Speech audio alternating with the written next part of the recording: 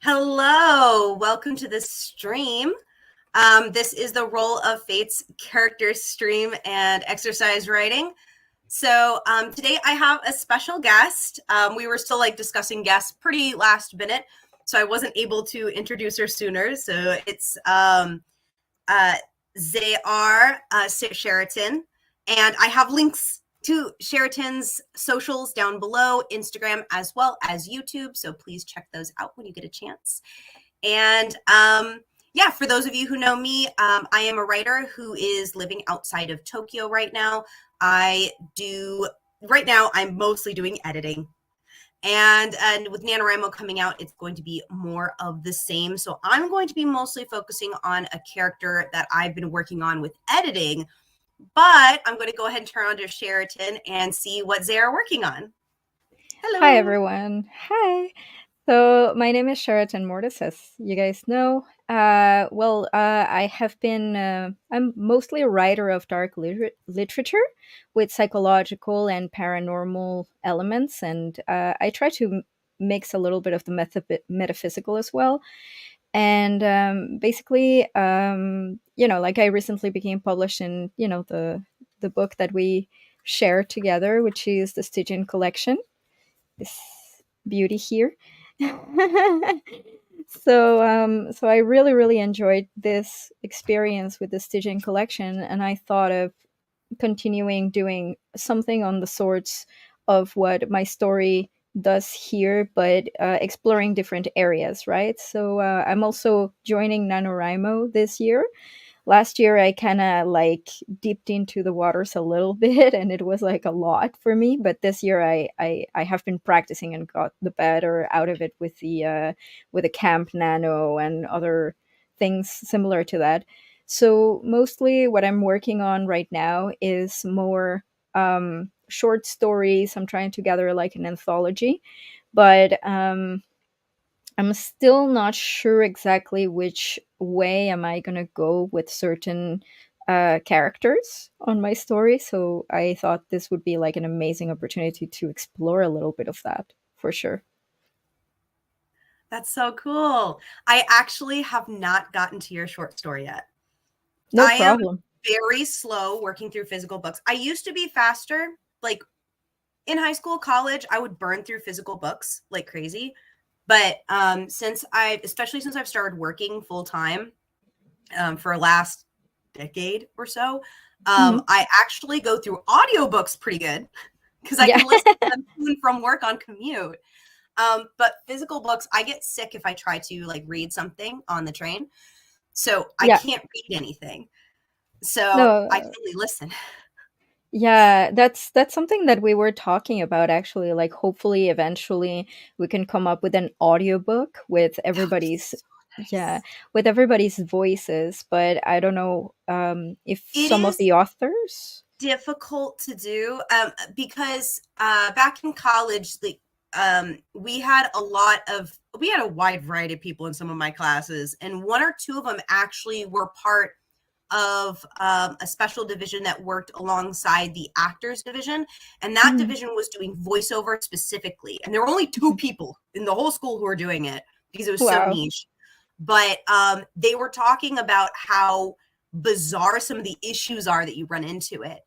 You don't think about, because you're like, oh, it's just audio. It's not just Just audio. audio There's is so much more complex than It's that. so Yeah. it's its own, it truly is its own industry. And you don't really realize how deep the rabbit hole goes till you start researching. And then you're like, oh, you need audio mixing, you need special mic situation. Also, the way you read is different for recording than if you're just doing like a casual, like something like this.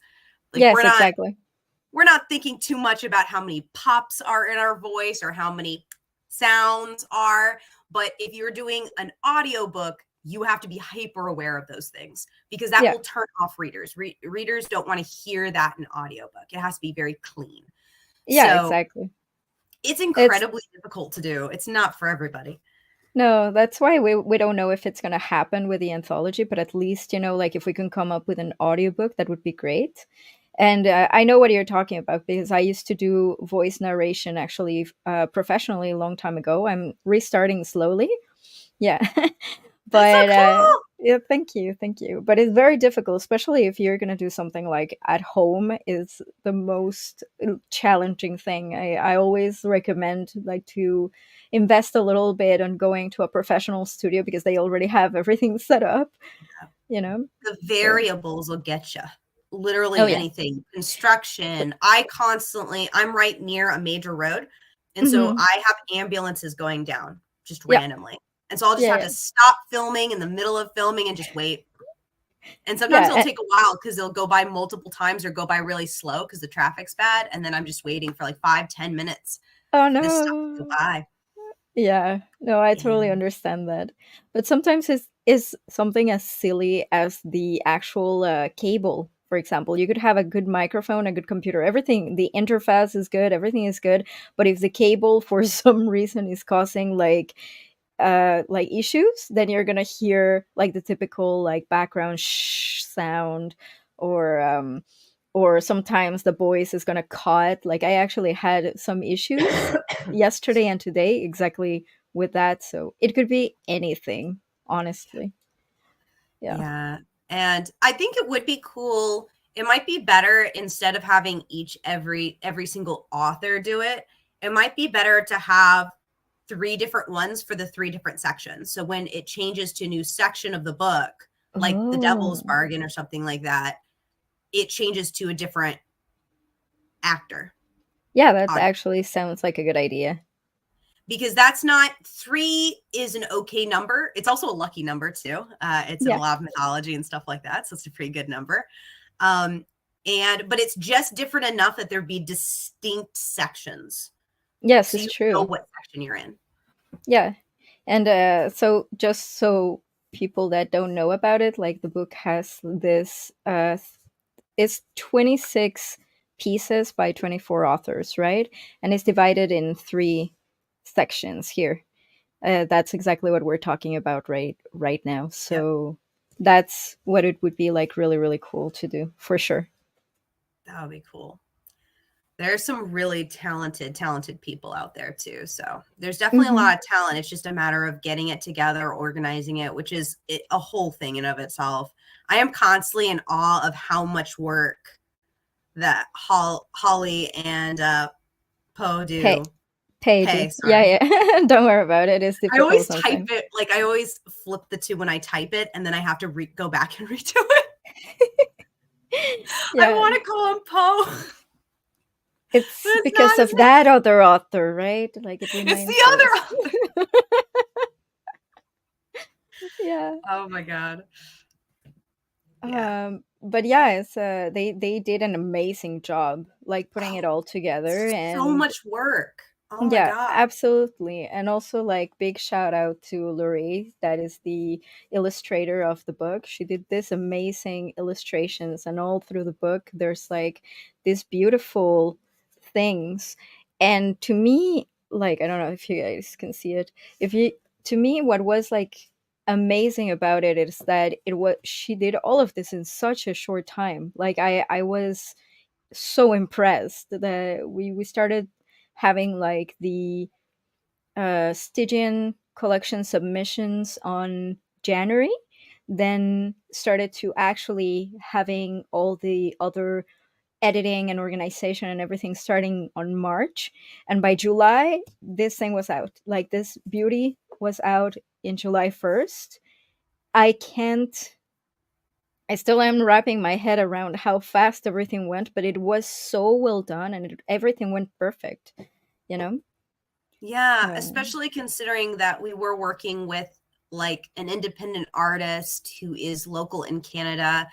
Like that projects like art takes a long time. And yeah, I think the artist did such a great job coming up with stuff so rapidly. And it's such nice artwork.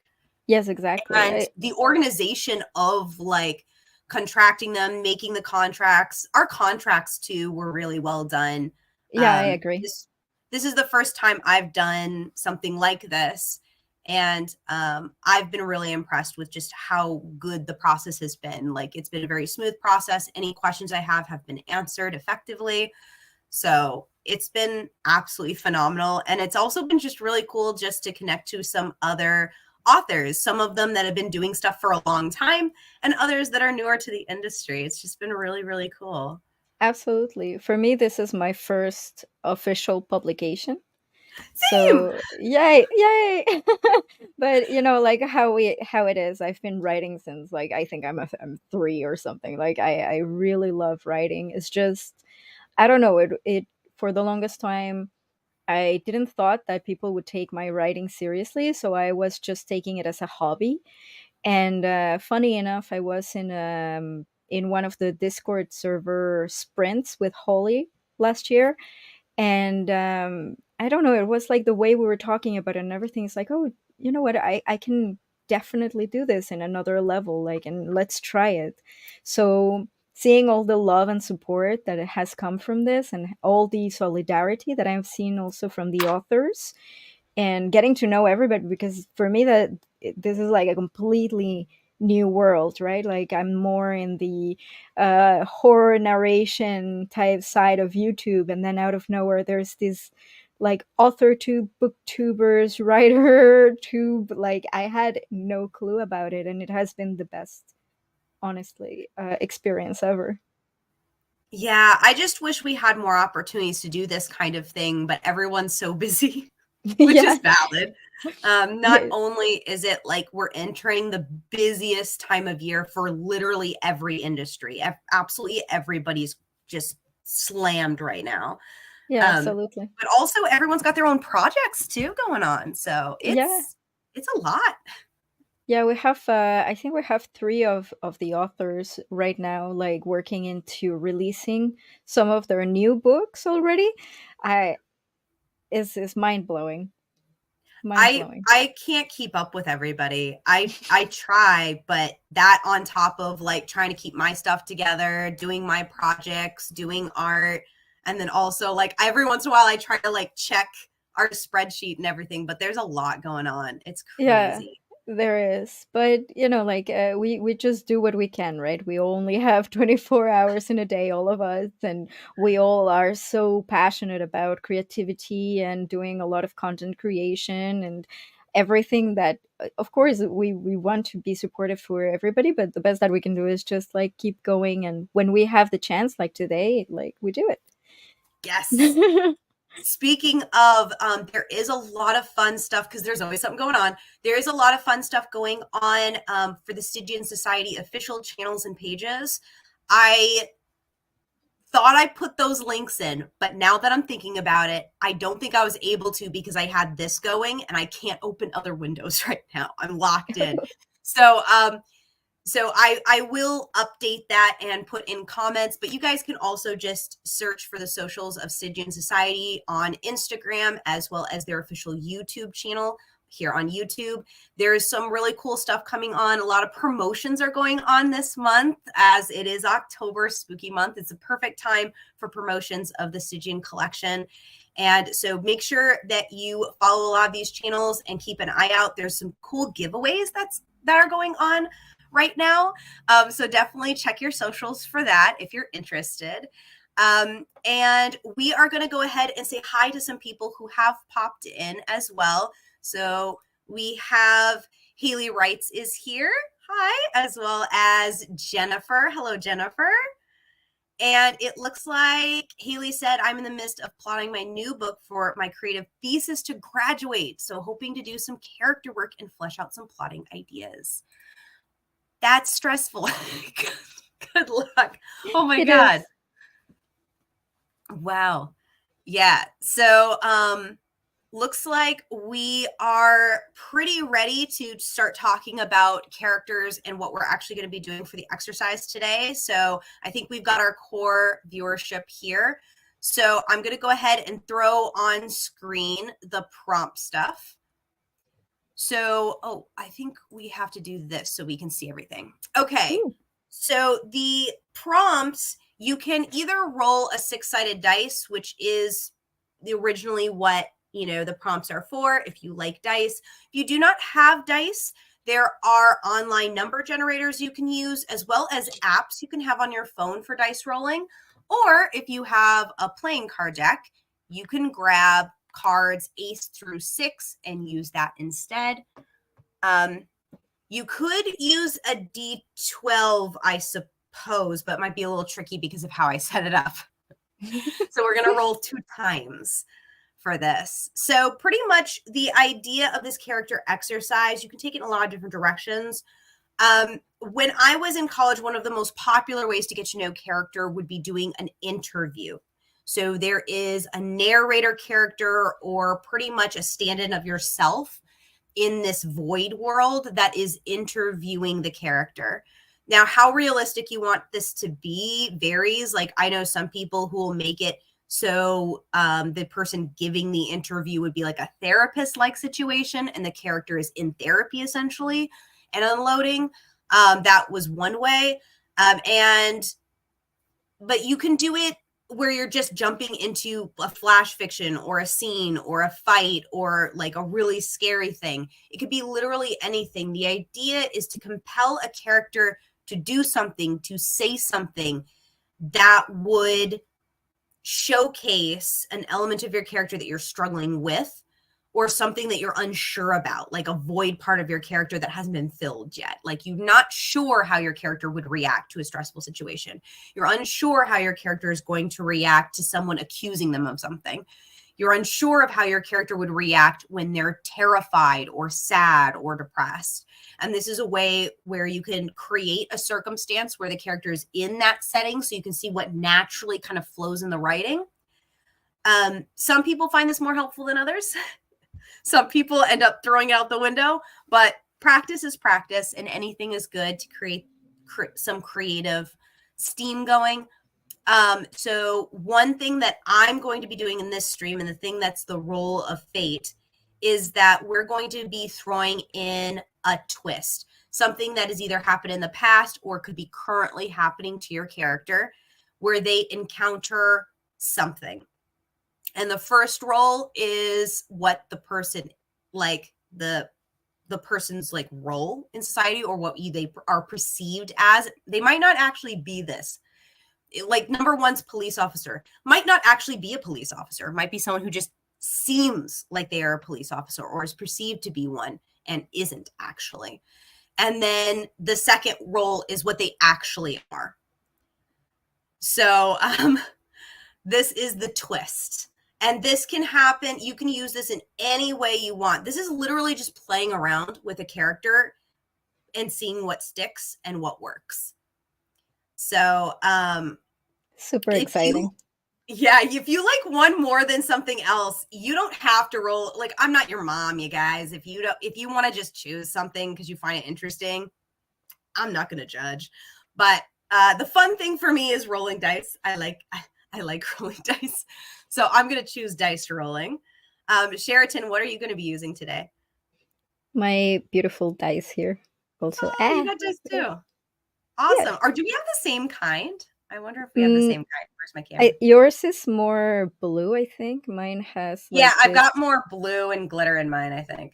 Yeah, mine has this grayish, glittery elements. I don't know if you can see that. A little bit. I can see a little bit of the gray. Yeah. That's awesome. All right. So let's go ahead and roll for what we're going to be getting. Ooh. Ooh. Oh, I get the creepy thing. Of course I do. I get a child. I got an artist. Oh, hey. Interesting. And roll who they actually are. Oh, of course. Ghost child.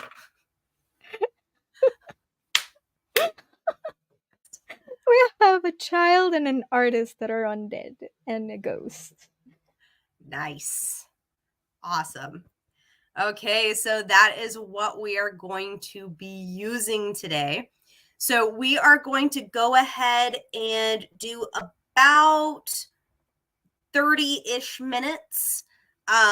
We are going to be coming back at the 50-minute mark, and we can discuss anything we've learned.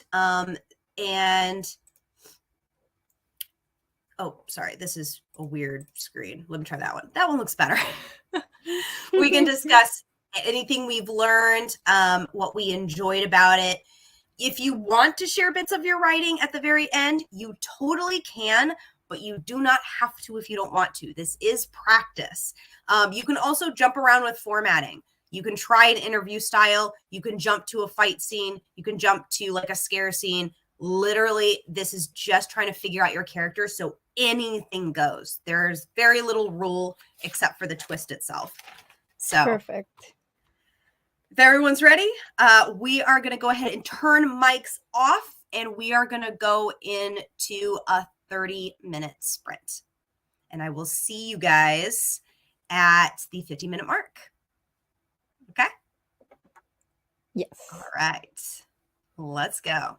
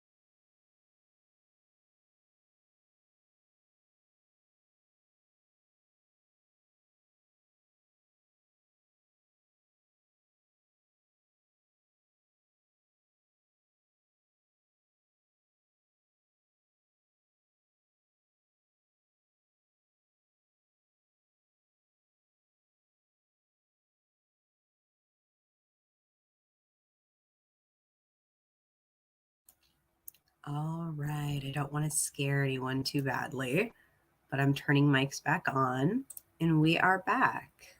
Welcome to the 50-minute mark. Oh, that went by so fast. Right? Yeah. Yeah. When people do writing sprints, they're only like 10 minutes long. I'm like, what are you doing? There's no way. There's no way. That is so true. I mean, if you're doing a specific challenge of doing flash fiction, maybe.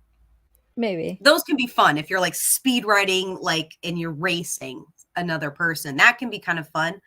But outside of that, if you're really trying to write, it's Yeah. not enough. I was gonna ask you, like, what is your process with character writing? How do you do it on your own? Oh, that's a good question. So by the way, please let me know, guys, how you guys did. Oh, I thought I had a banner that I was putting up, but I forgot. Anyway, let me know how you guys did with your characters. Did you discover anything new? I'd be really curious to know. But my character process is kind of fuck around and find out in a way. Like pretty much I usually have a general concept of the character, but I don't know specifics about them until I actually start playing around in the writing world. Mhm. I can't usually do like a character sheet before the character's made. I don't know why. I usually can't do that. I can do it after I've created an initial draft and I have some idea of how the character kind of works, and then I can like refine them in a way by making sure I create a chart and making sure everything's in alignment. But generally speaking, I don't really use charts. I just kind of have an idea of a character. For example, Alex is a play on the name Alice, but said very quickly, like kind of cut off Alex. So you almost sounds like Alice if you were to say it really fast or you were rushed, but it's not. And it was originally just kind of like a mix up. And then the original character was going to be a teenager when I first drafted it, way back when I was like 16 years old. But of course, it's changed a lot over time. And for characters like that, I just kind of have an idea of maybe what kind of person they are, like if they're a talkative person or if they're more reserved. Like I have a very, very vague idea when I start. And then as I write, their voice kind of comes out.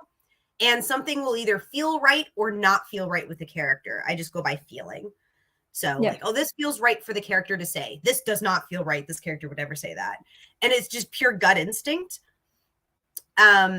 And so unfortunately, it's like it is difficult initially, like early on, to use things like charts or pre-made description things because I have to just discover it. I'm a discoverer in that way, I guess.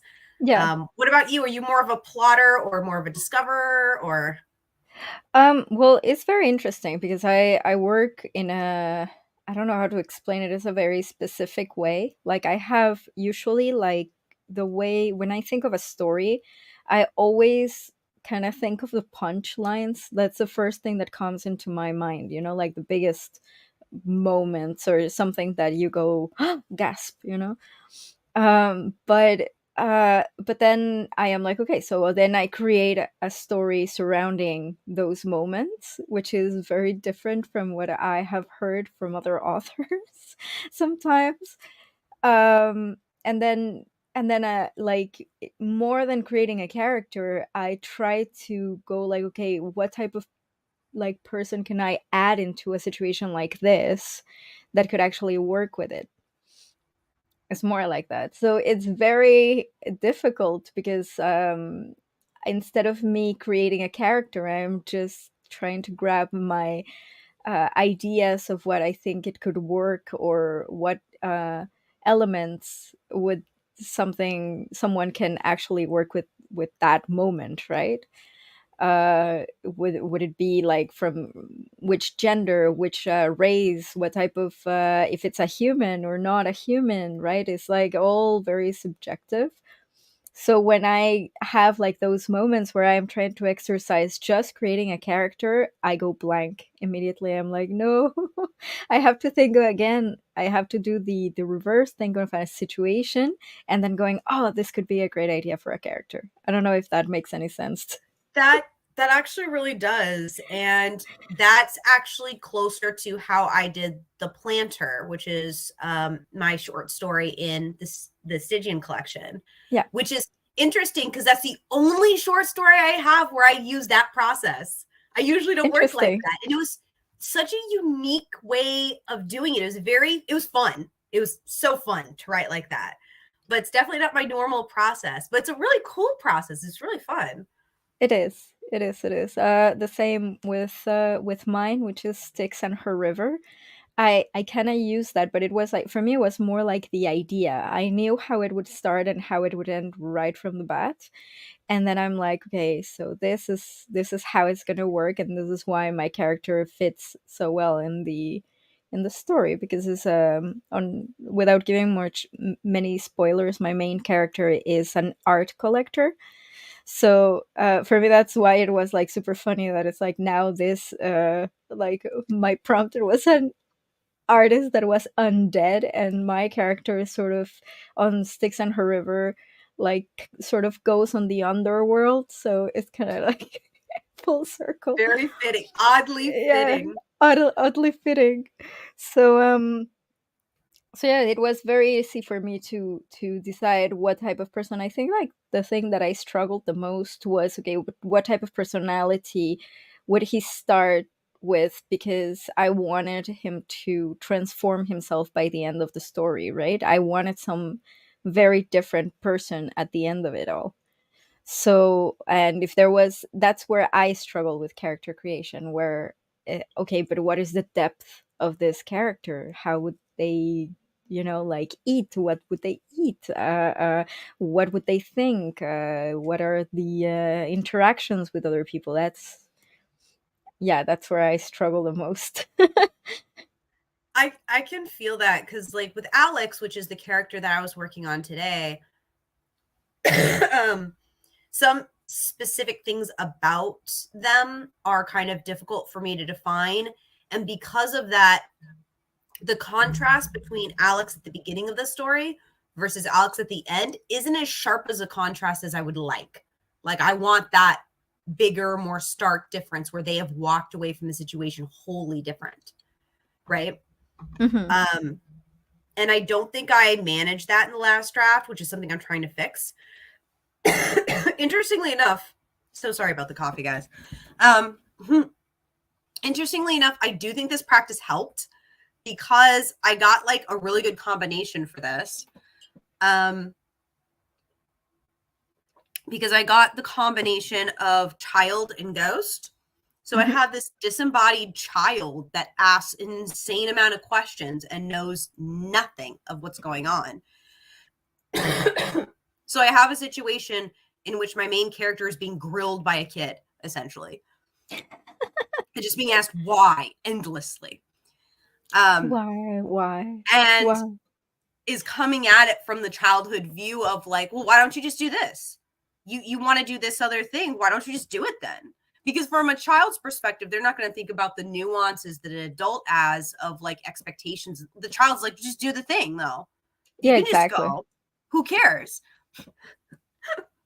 Yeah, no, And that's that's in totally. direct conflict with Alex and their sense of responsibility. So It's very interesting.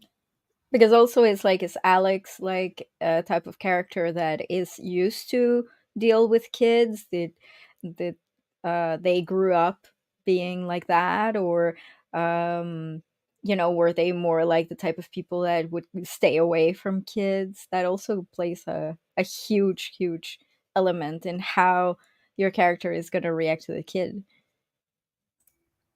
exactly. And like the ghost child had a really, really good relationship with their mother. And the ghost Mm. mentioned how they miss their mom because their mom's not dead yet. And for Alex, Alex is completely estranged from their mother. They have Yeah. no connection. So it's right off the bat, they had kind of like a misunderstanding to each other about just general relationships and missing people. And that gave open for talking about relationships and the child asking, okay, why don't you want to have relationships with people? Why don't you have a lot of friends? Like, I think friends are good. I like friends. I like having friends. Oh, sorry, Yeah. that's my alarm telling me it's 10 o'clock. I know it's 9 o'clock. Actually, it's 10 o'clock here now. It's 10. Um, and so some of the aspects that I'm struggling with Alex are things like their relationships to other characters, or rather lack of. Hmm. Like, why is Alex constantly kind of holding back from social interactions? Why doesn't Alex have a bigger support system or more people in their life? And why do they not find that an issue? Yeah. So I was actually able to hit some of that. And I also was able to hit, like, because it was asking, like, what do you want to do? You don't like being a captain of the ship right now. And that brings up, like, well, it's not that I don't dislike it. It's just like I kind of have to. And I'm just like, I have to keep taking jobs to get more money to pay for medical bills. Like, I'm constantly working. And the child's like, well, why can't you do a job that you like, though? Like, what did you want to do? Which digs into something that just hadn't come up in the original draft. Like, I Hmm. hadn't really thought about Alex's original childhood dream. Like, what was it originally? Yeah, When they were exactly. a kid, what did they want to do? And I didn't know that until this exercise. Yeah, no, And now that's very interesting. they did always want to be a captain, but they didn't want to be a captain of a ship that was like taking like furniture from one colony to another and just doing shipment. They wanted, like most kids, they wanted to have space adventures or something. They wanted to explore. They wanted to go to a brand new planet and like have adventures, because Yes. that's what kids want to do. They want to have adventures and do cool stuff like that and be a hero. And that now explains a lot about why my character kept fleeing themselves into situations. And I was like, I feel like this character is going to do this, but I'm struggling as to why, because Yeah, logically they exactly. shouldn't. The answer is why they were doing that. Yeah. No, And it that means that makes total I need sense. to make this clear somewhere in the story early on, so readers can know. Definitely. So It is very it's were very you able to interesting. cover anything with your character? Well, sort of. The first thing that happened is that I got really, really sidetracked by like a really, really good idea that I had about my character, which is great because now I have like a great idea for another short story. And I'm not sure if yeah, there you go. So basically what happened there was that I thought, okay, an artist who's undead, and I started to see, okay, what type of undead creatures exists, right? And I came up with this, I did a little bit investigation because that's the first thing that I do every time that I want to learn something new. And I came up with this type of undead creature that are called as the Drog, or the Draugr, basically, which is from the Norse mythology. And I'm like, okay, oh my god, how funny it would be to have like one of those, just but him being like a pretty much a dead Viking that is undead, uh that is also an artist, like not a normal typical warrior, like wandering in the middle of like America, and it's like, just encountering people, and how the hell did you arrive here, and him trying to have this conversation with other people and not being able to communicate because he speaks like Old Norse, and everybody else speak English, which had nothing to do with anything. So I thought, well, eventually he might find someone that speaks either Norwegian or some other new Germanic type of language and get somewheres there. Because at the beginning he's like, well, I don't know how to explain you this. Why are you not explain? Why are you not understanding? I don't speak English. And so I got him, like, I was also saying, okay, if this is an artist, how could he actually develop himself? And in that, how can know that he is right off the bat, an artist. And the first thing that he did out of frustration was, like just grabbing a huge rock and grabbing like the first sharp thing and starting to carve it to try to make something that maybe people can understand without words, right? So that's where I was at with my character. That's really cool. I especially like that, like, because yeah, when you think about it, there's certain societies that unfortunately when they're perceived like shown by media and stuff, there only certain elements of that society is shown. When in reality, there were lots of different people with lots of different jobs that existed. Like, you don't often see movies portraying people in the Renaissance era who are doing like bricklaying, even Yeah, though exactly. bricklaying was a thing being done in the Renaissance era. Yeah, It's a exactly. craft you don't see, but was definitely there. Yeah. And actually artists in the north mythologies and everything, like especially when Vikings were on their peak, they were really really important in civilization, because it's like, so for example, when you would go to war, you would not be taken seriously, depends if your ship was not a specific way. And obviously the only people that were able to do that were the artists and the carvers and the people that were specialized on the ship construction and everything, so it's very interesting to know the same. You would know exactly where you would be going and where exactly with exactly which tribe you would be by the type of cutlery that they would have and the type of like architectural like details on the wood carving, all these little things that never nobody particularly takes into consideration, but it's the one thing that now everybody is obsessed about when it comes to like Vikings. The first thing that you think is the visual and the carving and the all the beautiful symbols. And also the same, the people that were very specialized into the runes. Like there was a specific type of person that would do a specific type of rune, and you only could get it from that specific person, and they would take years and years to master the craft of how to do it properly and everything. So it is a fascinating subject, just touching about like the artistic elements with um, that civilization. That's so cool. Do you think that you might use that kind of a character in a different project sometime then? Yeah, for sure. Like it's something that I'm thinking of, because I want to do that. I want to like start advancing it and then make people question, well, is this like a time traveler or what could it be? Like, and eventually in the story it could be revealed that no, he's an undead. He's actually an undead creature that people like fear in like in all that area. That's super cool. Yeah.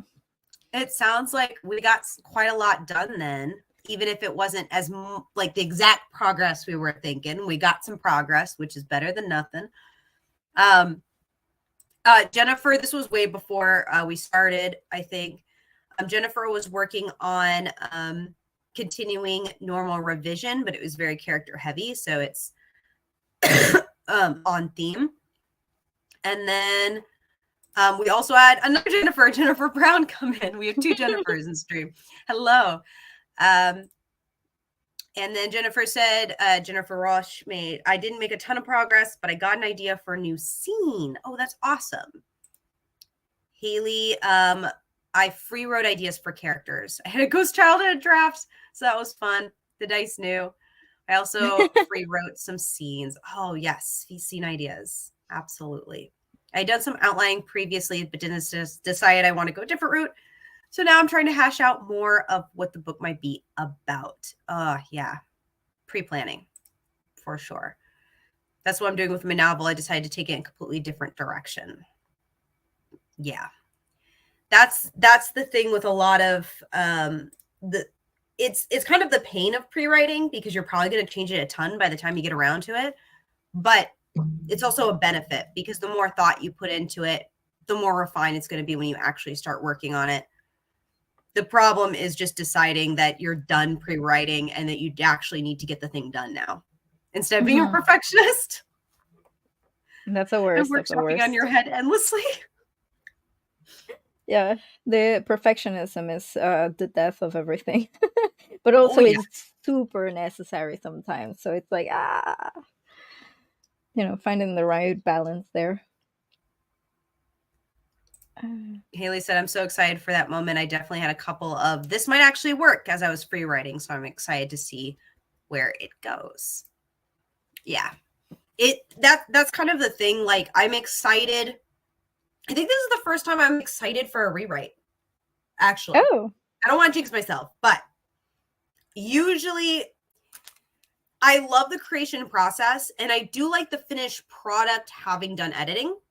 Hmm. But in the midst of editing, I often feel really overwhelmed. Yeah, of course. And for short stories, it's a lot easier because there's less of it. So I can focus a lot more. I feel more accomplished. I can get it done faster. But full novel edits are terrifying to me. Like, it's Yeah. so much information. I have so many notes, so many pages of notes of Yeah. things to alter, change, ideas. Oh God. Um, I have no idea how people do novels, to be honest with you. I'm a lover for short stories exactly because you are like everything is in one place, you know what it is, beginning, ending, like easy. But then with novels, there's a lot to write, and then you are like, okay, but where is that line between actually writing something interesting and just like filling in? Like I feel like every time that I try to start a novel, there's a lot of fillers that then I'm like, what? Why is this even here? Why would anyone sit down to read this? So I have to scratch and restart. So I totally understand the fear of it. it's the thing is, I really love short story format myself. It's the thing I like the most. But I've always wanted to at least have a few novels in my arsenal, which is why I work so hard on them. And I do enjoy it. I think my thing is it's just the editing process for something that massive is something that I'm still trying to figure out. And I'm happy to say that I do think, like I said, for the first time, I think I'm actually starting to look forward to it, Hmm. which has never happened before. Um, but I think it's because this is the first time I've had help from other people. Yeah. This was the first time I've ever asked for feedback. Earlier this year, I asked for feedback. I did a call for feedback from other writers in the community. I was like, hey, I've got a novel. I can't pay anyone, but I'll go ahead and edit yours. So we'll kind of like, trade. I'll edit yours, you edit mine. And not like hardcore edit, but more like general overview of like, does this make sense? Do the Yeah. characters track at all? Like, any ideas you have, literally anything, please let me know. And this was the first time I've done that for a project of that size. Yeah, of course. I've done it for short stories. So it's just so much easier. But big project, like that's a big ask of somebody. To ask somebody to go through a full novel, Yeah, of course. that's a Yeah, of huge course. workload. And so this was the first year I did that. And I had some wonderful people step up. Huge shout out to RA, who is like she gave me so much to work with. She's been a follower of mine for a long time and she had so much insight and she has published stuff out. So she's someone who's been doing this longer than I have. So it's a lot of guidance that's very valuable. And I at first, again, it was overwhelming. Like I had a whole video talking about feedback fear and how overwhelmed I was when I initially got the feedback. Like I knew it would be good for me, but it was just so much info all at once. It was like a chunk of info. But then once I started processing it and I started doing like just brainstorming Hmm. ideas, I actually started getting excited because I was like, oh, but it's clicking now. I know how I can fix it. This is how I fix it. Oh my god, that's actually pretty exciting to hear. It's really exciting. And I didn't think I would be this excited. Like the excitement has only grown because the more I go over those notes again, the more I refine those notes and do things like this writing exercise, the more I'm like, okay, I'm actually getting the key stuff I was missing. This is the stuff Yeah. I was missing that I was too inside the details to see. And it took somebody else further out that was like, okay, so this is the chunk that's missing. This is the missing puzzle piece you're looking for. Now look for this. Yeah. It was so helpful. And so I would say if anyone's like stuck in a draft, reach out to the community for help, and not vague help like just asking for a suggestion on a chat room. I mean like actually see if someone's willing to go through your stuff, Yeah. because I really don't think I would be this excited to go back into rewrite if I didn't have that feedback. Which is really really cool. And yeah, I agree, like there's some amazing people in the community. I had no idea, but it has been so welcoming and supportive for as far as I have seen. So definitely give it a try. There's a lot of Discord servers that like have writers gathered, and that could be like a great spot to start there. Absolutely. It is like nerve wracking for sure. It's Hmm. anxiety ridden to, especially because you're going to have a product that's very early on in its creation. So it's not going to be good. The dead ass. It's going to be bad. It's an early draft. It's going Yeah, to be like, I don't care how talented you think you are. It's going to be bad. It just is what it is.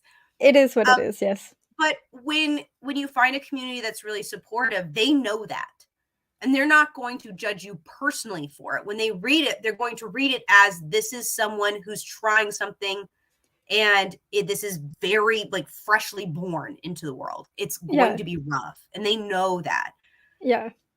No, and So there's also like a big difference, right? Like in the writers community, I think we all get it. Like, okay, we have like our live streams and our chats and our forums, and that we could call it like the backstage, right? Like everything that we do. And then, the end result would be a book or a novel, that's the main presentation. And like, but like in any type of craft, you just don't start with something perfect ever.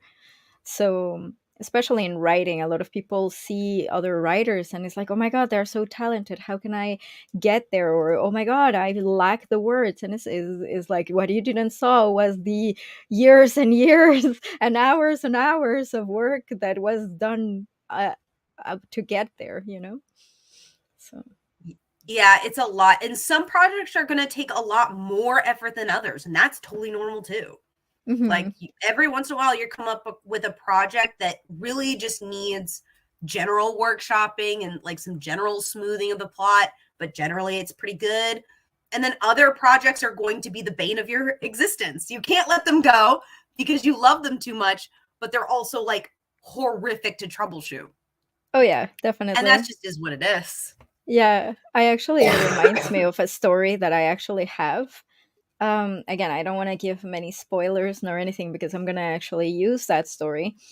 But I remember I wrote that story, like I was a teenager when I wrote it. This was a long time ago, and I thought that I was doing a great job, right? And people were like, "Oh, the concept is interesting." Then I left it, and I am like, no, I really really want to bring it back to life and do something. And then I read it, and oh my god, it was terrible. So bad. The story, the idea is really good, but the way it was written, oh my god, like cringe 100%. But I cannot let it go either because it's just so good. Like it's like this has so much potential. If I let it go, would be such a waste. Would be, and it kind of also reminds me, this was like the first story that I am like, okay, I'm gonna get out of my comfort zone. So there's also like a personal element there that goes into it, you know? Absolutely. Yes. I think everyone's going to have at least one or two projects like that are Yeah. just like you love it and you don't want to let it go. So it's always going to be kind of like your Atlantis that you're trying to find. You Yeah. know, it's like your hidden passion in the background haunting your dreams. Like it's something that you'll chip away at here, chip away out there, always Yeah. kind of working on it. But will it ever get released? Who knows? Yes, exactly. Well, Who I knows? on my end, I hope it will, like soon enough. But yes, it always depends. And I mean, there's people that go like 10 years with one idea, and they're like, no, maybe it's not. it's not worth it. But then you don't want to just get rid of it, and then like they revisit and it's like, no, I really really need to make this work, right? So like the best thing is to actually give it a try, especially with rewrites, that like there's something there. If there's something calling you at it's because of a reason. There's something telling you, no, this has to be out there, this has to actually be finished, whether it is for a personal reason or for more of a reason to make an impact out there. Like regardless of the reasons, it's just like, if really your gut is telling you no, like you need to continue, do it. Absolutely, yeah. One of my favorite book series is actually the Monster Blood Tattoo trilogy, which Hmm. almost nobody knows about because the marketing for it did not work out, because the initial publisher who picked it up for US and Canada distribution went under and took licensing with them for the very first book. And uh, then the other two books got licensed by a different company. It was a whole mess. It's been fixed now. I think they're all licensed by the same company, but it did its damage early on. And so it didn't yeah. get much of a press release. But that author took over a decade to craft that trilogy. Wow. And even just the first book, I think, took a decade. And then like he made the whole thing all at one time, I think, and then he cut it into 3 books because they're Into huge. 3. Oh my god. And What is it it's called again? the Monster Blood Tattoo trilogy. The Monster That's Blood the Tattoo. series. And it is such a great series. The world building is extreme, and he did his own art for it, by the way. He does his own steampunk art for it, and they're beautiful illustrations. Okay, so not only does he write, but he also He's an wow, artist. that's amazing, amazing. Yes. True And it's artist. it's steampunk. Well, it's steampunk adjacent. It's in a monster world where monsters are like everyday occurrences and they're all over the planet. Hmm. And the lore behind that just gets more insane the further in this. Like the end book is so dark. Like it's a different kind of dark compared to the first book. It's crazy, the change and difference. I mean, slowly over time, so you don't notice until you finish it, and then you're like, "Whoa, that was a ride." Wow. Wow, that sounds like a great book. I'm gonna have to look into it actually. So when I get kind of depressed thinking like, oh my god, this is taking so long, I just try to remember that, and that this guy dedicated his life to that. It still took him that long. Like Hmm. like I'm not able to dedicate my life to my writings.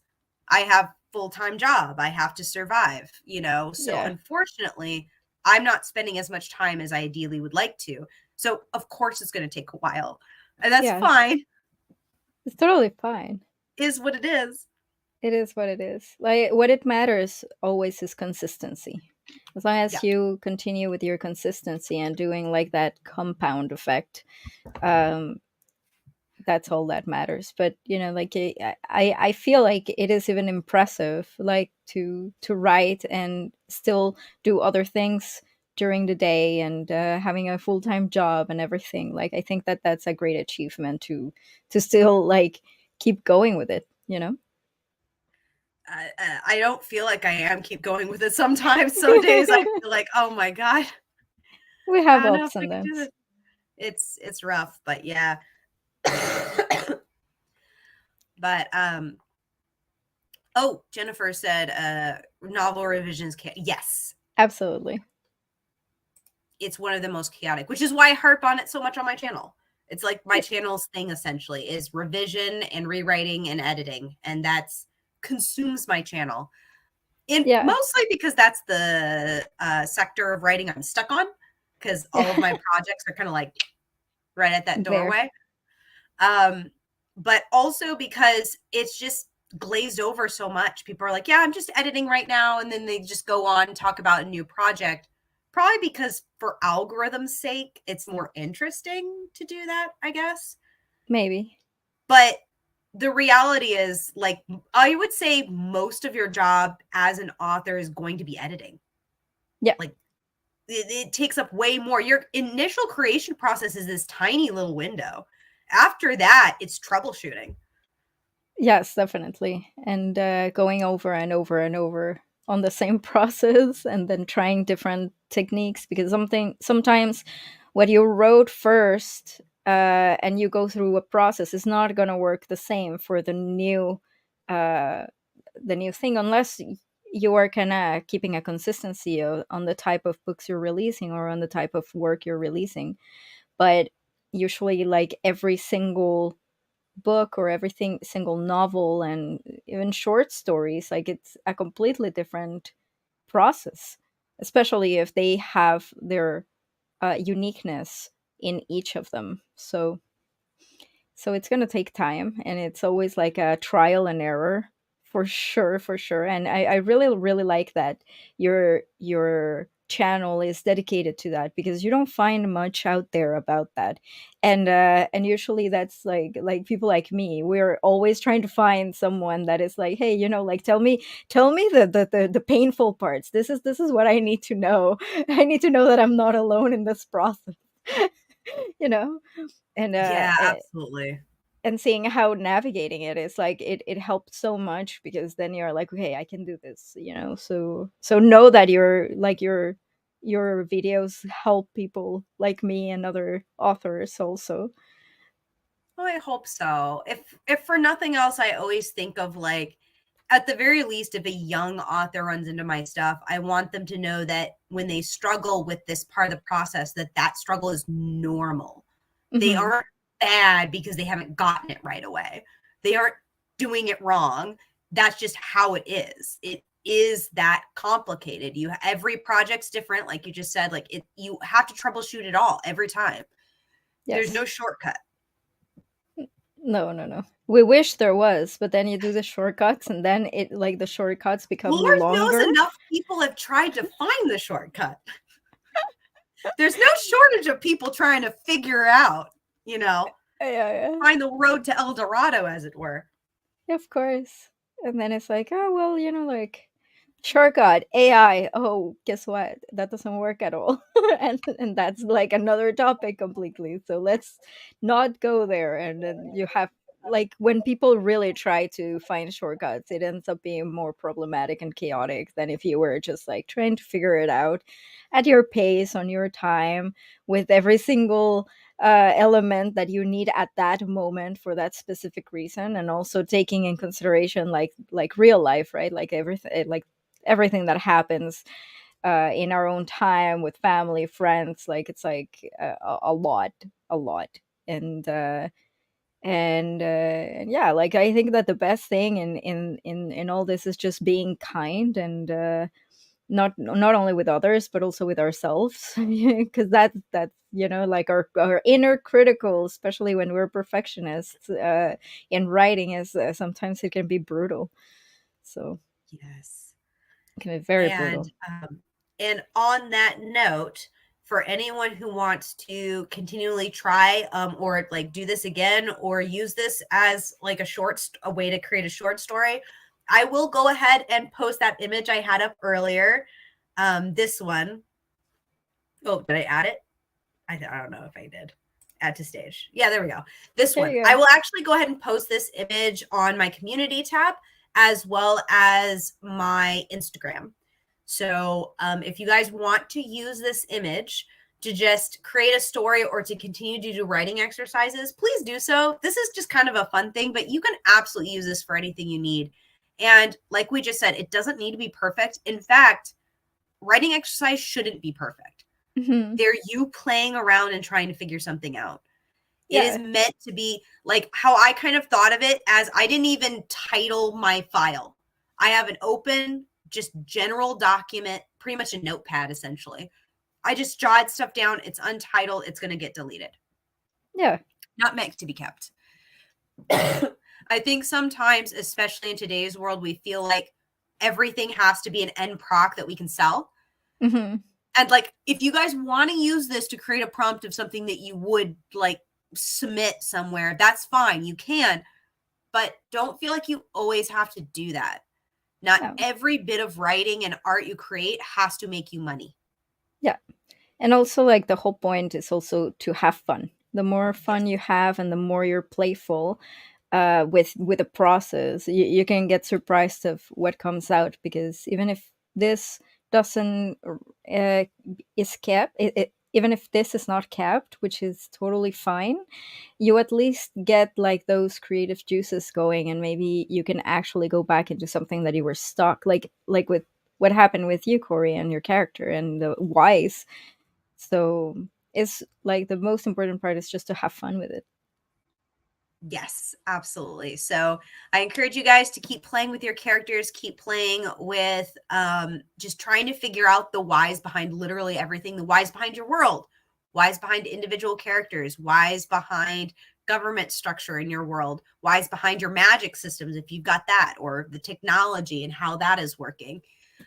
Whys are kind of the key for figuring out a lot of that stuff, but sometimes we don't think how deep we need to dig.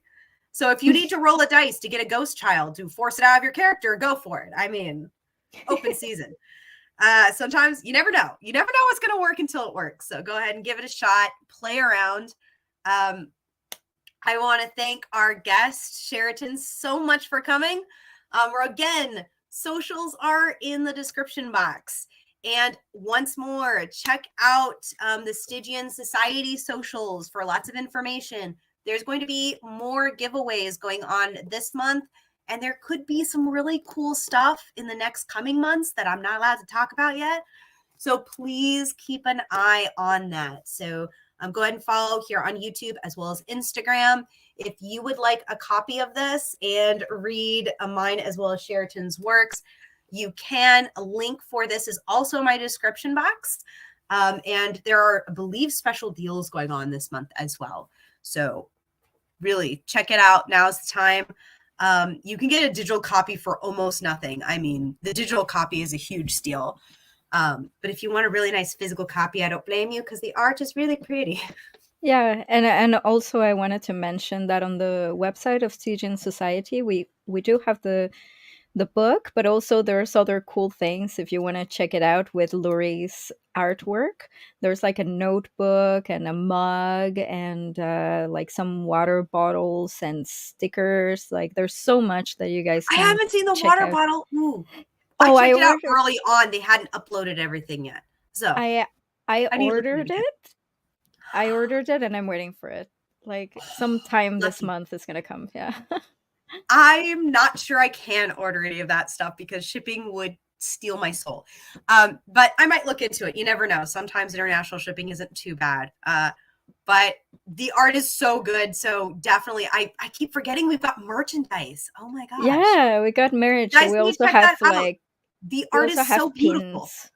Yeah, It's so pretty. So it is very, definitely very check that pretty. out. If you give me I'll see if two I can dig up seconds, those links and add those as well. yeah, if you For give me two sure. seconds, I can show you like the stickers because That I would be got some lovely. Do sheets. you have Yeah, just them? give me 2 seconds. Yeah, I haven't seen them yet. Oh, I'm so excited. I knew we had some of this stuff, y'all, because I was notified. Obviously, Holly is great about keeping us informed, but I am so behind on everything.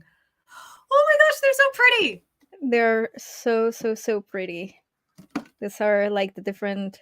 They come in sheets, and then of course you just like grab one and just stick it somewhere. Like I don't want to ruin it, Honestly, but that's so much better than the flake stick. I've got a beef about flake stickers. I understand why people make them and stuff, but they're so difficult for me to get the backing off of. So I prefer the sheet stickers. I'm glad they're in sheets and not flakes. yeah, it's so nice, and they're so pretty. It is like amazing. We really lucked out in having wonderful artists working with us. Oh my Absolutely. god. Thank you Absolutely. guys so much for coming. Definitely check that stuff out. I will add more links as soon as this video is done processing on YouTube. Thank you guys so much for hanging out. And I will see you guys next time. Have a very spooky October. Bye.